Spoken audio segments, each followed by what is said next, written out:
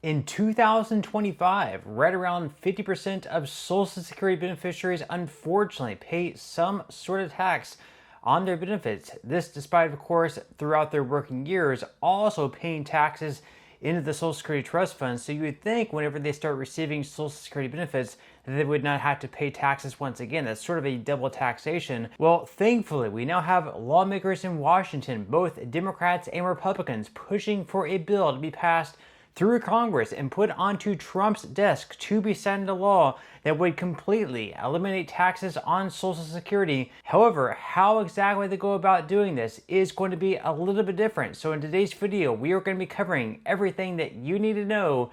But before we go ahead and dive into it for today, if you would like to receive up to $200 in free stock or $200 in free cash, in a pinned comment below, I will be leaving a link to Robinhood.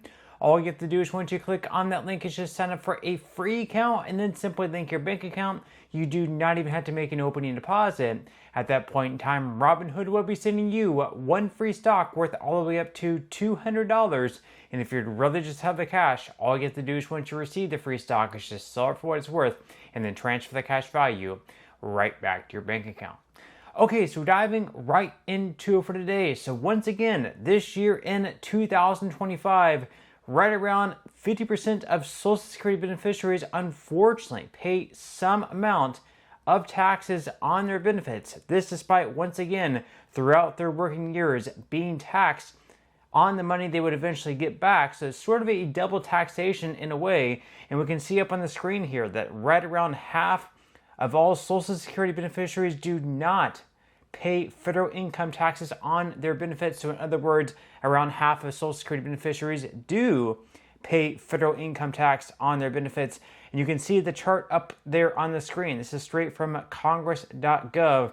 And you can see that over the years, since 1994, all the way up to 2022 and beyond, that blue line there are the amount of Social Security beneficiaries that pay some sort of tax on their benefits. So you can see that over time, since 1994, all the way up to today, the portion, the share of beneficiaries paying taxes on their benefits has been increasing. And that is really because of one reason, because whenever the tax brackets were created for the amount of tax you had to pay on your Social Security benefits, these brackets were created back in the 90s. They were sort of adjusted in the 90s. Unfortunately, these have not been adjusted for inflation. So according to Google AI here, the federal income tax brackets for Social Security benefits have not been adjusted since 1993.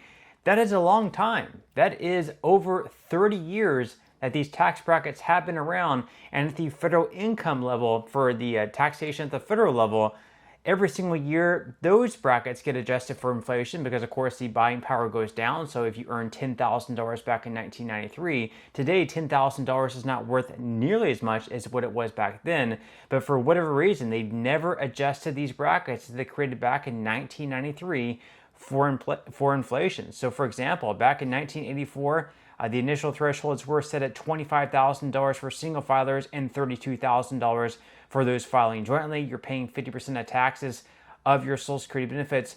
Today, of course, $25,000 and $32,000 is not going to be worth nearly as much as what it was back then. That's why, once again, if you look at the chart up there on the screen, back in 1994, less than 5% of, less than 15% of Social Security beneficiaries were paying some sort of tax on their benefits, whereas today, right around half of Social Security benefits pay some sort of taxes on their benefits. That is a little bit unfortunate, and that's why we both have Republicans as well as Democrats in Congress trying to get a bill to Trump's desk to be signed into law that, if it does happen, would completely eliminate taxes altogether at the federal level on Social Security benefits. The Democrats have a bill, the Republicans have a bill. The way they would go about doing this would be a little bit different. So according to CNBC, President Donald Trump's big, beautiful bill provides relief to certain Social Security beneficiaries who pay taxes on their benefits,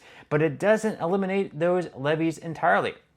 Now, Senator Ruben Gallego Democrat in Arizona, introduced a bill on Thursday titled the You Earn It, You Keep It Act to eliminate taxes on Social Security benefits. A House version of the bill was introduced by Representative Angie Craig, a Democrat in Minnesota, in April.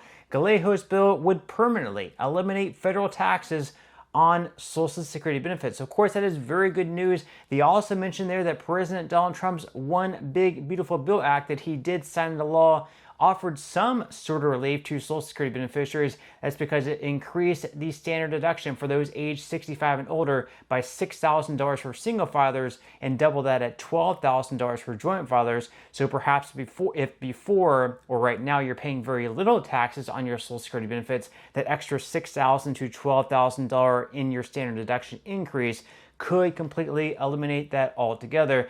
Now, they go on here to say they would also expand the Social Security payroll tax to apply annual earnings over $250,000. Currently, the maximum earnings subject to Social Security payroll taxes is $176,100 in 2025. Consequently, high earners may only pay into the program for part of the year. So right now, yes, believe it or not, someone who earns $100 million per year is going to be paying the same exact amount of taxes into the Social Security Trust Fund as someone earning $176,100. That's because you're only paying the FICA payroll tax into Social Security, the 6.2 to 12.4% on the first $176,100 that you earn. So again, if you earn $1 million per year, you're not paying taxes into the trust fund on the entire $1 million.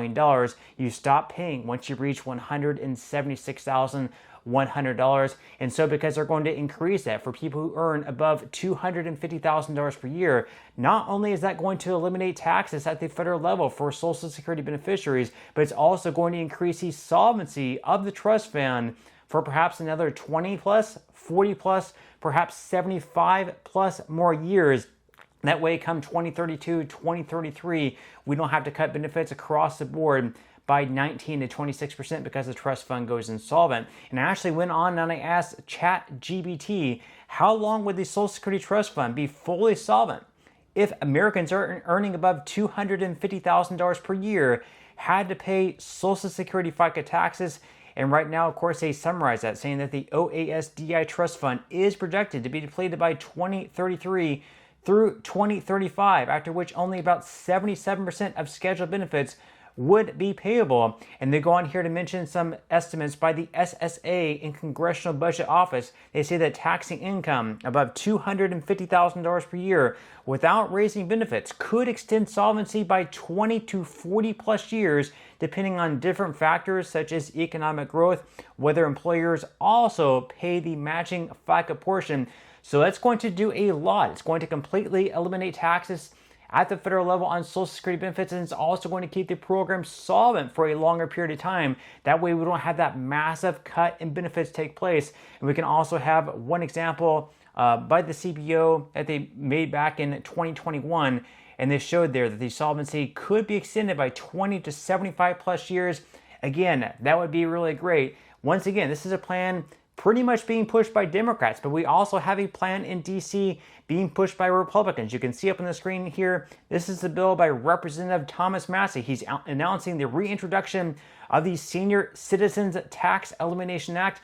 All he would do in his bill, though, is eliminate taxes at the federal level on Social Security benefits. He would not offset that by also increasing taxes on those earning above $250,000 per year. So whether or not Democrats and Republicans can agree on this idea, if they can eliminate taxes at the federal level on Social Security benefits, while perhaps not raising taxes as much, so Republicans can also get on board with that idea.